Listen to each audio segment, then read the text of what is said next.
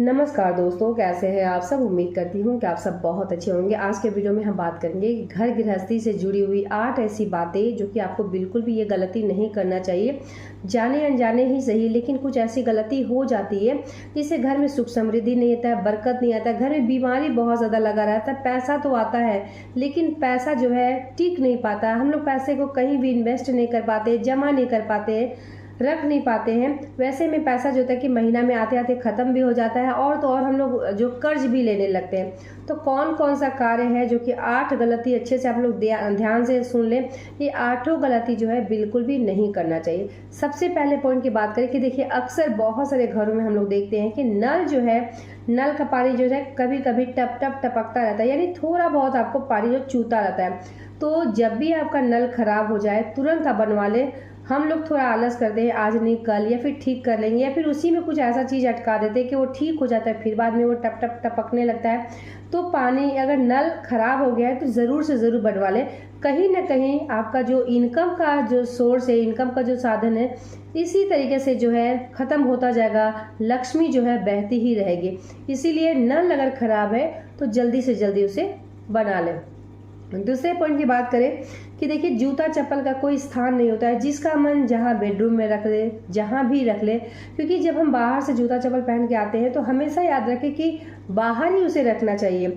एक आप जैसे हवाई चप्पल वगैरह रख ले, जो कि आप कहीं भी जा रही, रूम में घूम भी रही हैं, तो वहाँ चप्पल घर के लिए, अंदर के लिए आप रख ले। लेकिन जब बाहर से हम लोग आते हैं तो कई जगहों पर वो जूता चप्पल, मतलब कहाँ कहाँ हम लोग जाते हैं, शुभ कार्य में भी जाते हैं, अशुभ कार्य में भी जाते हैं, तो जूता चप्पल को अपने दहलीज के अंदर आपको बिल्कुल भी नहीं रखना चाहिए।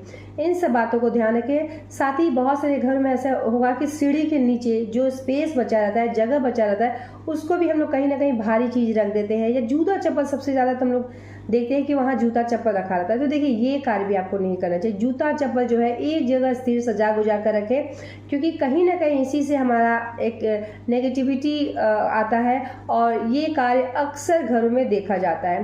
तो ये कार्य आपको नहीं करना चाहिए।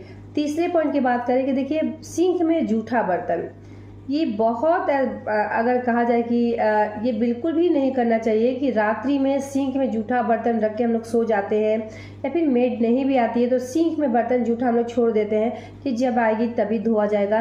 तो एक तो रात्रि के समय आप धो धा कर भले जो भारी बर्तन होता है, तवा कढ़ाई, धोए ना धोए, लेकिन वैसे सिंक जो है भरा हुआ जूठा कट्ठा किचन में करके आपको बिल्कुल भी नहीं रखना चाहिए, क्योंकि इसी से कहीं ना कहीं जो है बरकत रुकता है। लक्ष्मी आते आते घर में जो है वो बाहर ही रुक जाती है और आपके घर में प्रवेश भी नहीं करती है।